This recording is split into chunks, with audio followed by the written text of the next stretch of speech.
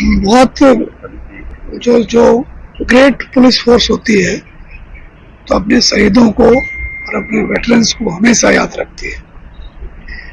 तो मेरा सौभाग्य है कि मैं हरियाणा पुलिस का महानिदेशक नियुक्त हुआ हूँ और मैं यहाँ अपने शहीदों को याद करने आया था।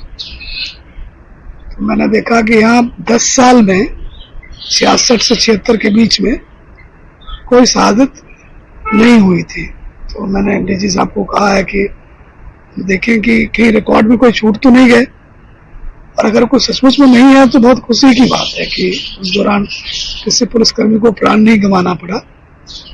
और हम चाहते हैं आगे भी ऐसा नहीं हो, तो जो भी उसमें हम कर सकते हैं वो करेंगे।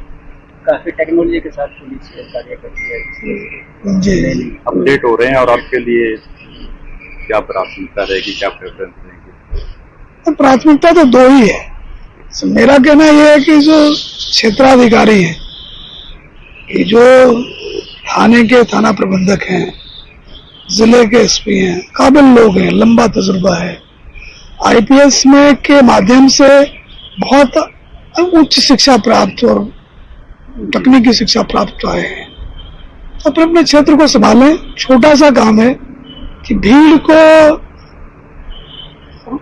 को व्यवस्थित रखना है। प्रजातंत्र है तो कभी लोग जश्न मनाएंगे, कभी विरोध को आएंगे, तो उनको व्यवस्थित रखना है।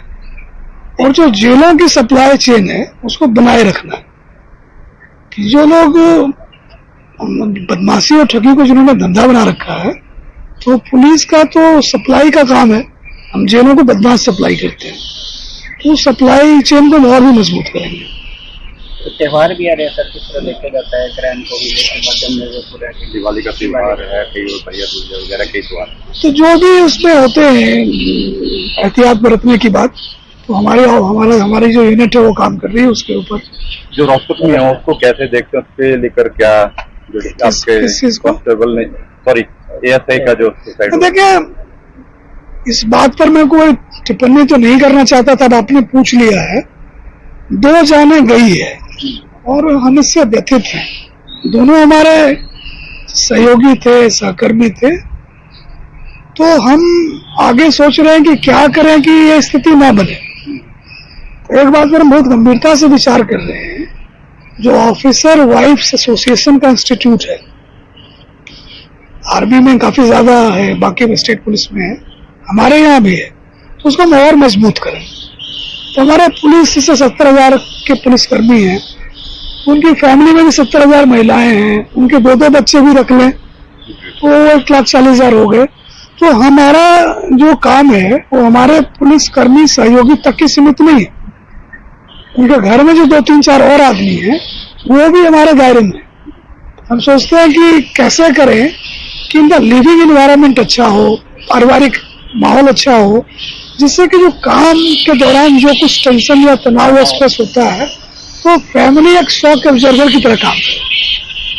तो उस पर हम काफी गंभीरता से विचार कर रहे हैं और उस पर बिल्कुल ही मतलब बहुत काइंड ऑफ की उस पर लगेंगे, जिससे कि कोई आदमी बिल्कुल ही कोई मुश्किलें आती रहती है, उसकी वजह से अपनी जान लेने वाली स्थिति तक ना जाए, और एक उनका मानसिक संतुलन इस तरह से रहे कि वो बड़े से बड़े चुनौतियों का मुकाबला कर सके। क्योंकि पुलिस में तो चुनौतियों का ही काम